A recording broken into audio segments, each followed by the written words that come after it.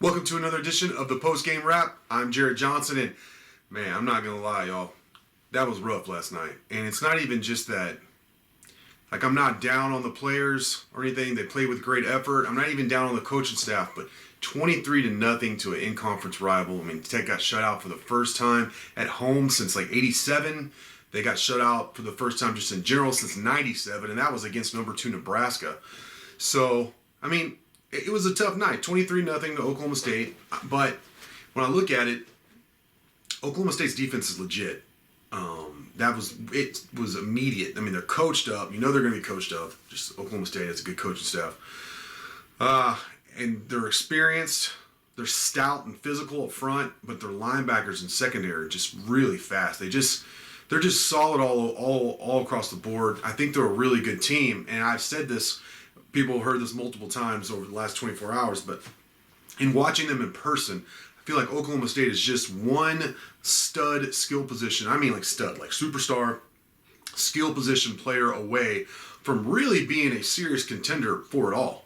I mean, not just for the Big 12, but for it all. Now, they have Bedlam, which has been their bugaboo, of course. You know, even when they've had better teams than Oklahoma, they seem to choke in Bedlam. But, I mean, it's all set up.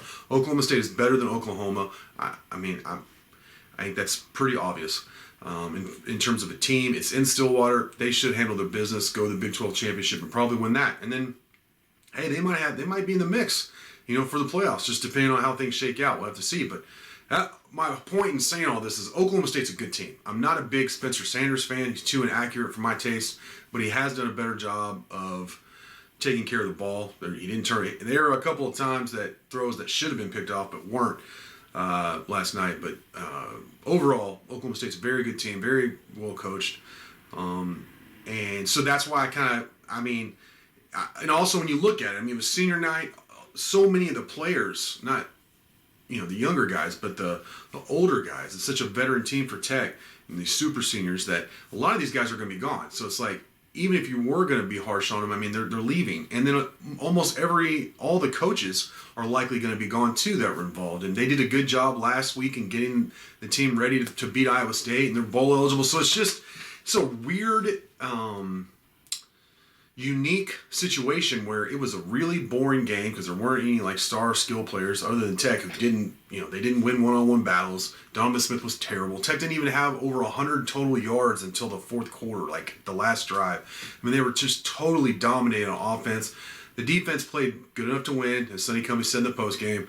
Late Oklahoma State put up some points, but they held them to 6 points in the first half. They played with great effort. Like I said, the defense played good. Austin McNamara was an amazing punter. Tech's all-American punter, all Big 12 punter at least. Had a good night. He had a lot of opportunities. But, Donovan Smith was not good. Baron Morton came in, played some. That was a tough situation. But neither one of them were good. Neither one of them were ready to face that kind of defense.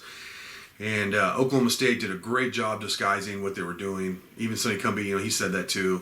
I couldn't tell if they were going to be in zone or man. And I feel like most of the time I can't, pre-snap.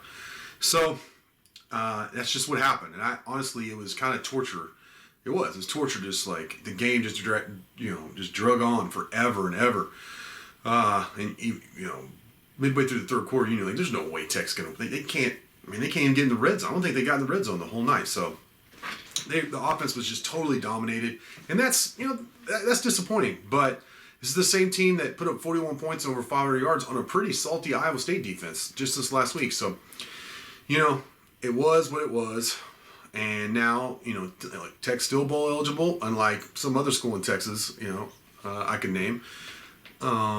And, the Red Raiders have a shot at Baylor and Waco next week. And we don't know what Bohannon, their quarterback, what his status is, or at least I don't at the time of recording this. He got hurt. So it could be a really interesting game in Waco to finish the regular season. And hey, man, if the Red Raiders win that game and end up with 7 regular season wins, which is what I predicted in the spring, then it would have been a heck of a season for where the program has been. I'm not saying throw a parade for 7 wins, but be about the middle of the pack of the Big 12, and it's a good foundation for Coach McGuire to progress forward, to recruit all offseason and all that with, bowl game, 7 wins, maybe 8 if you win the bowl game. So There's a lot of reasons for optimism despite the terrible performance Saturday night against Oklahoma State. So I think that's really all there is to say about that game. And I think it's definitely one of those where you're just like, okay, and you move forward. So with that, I want to thank you for watching.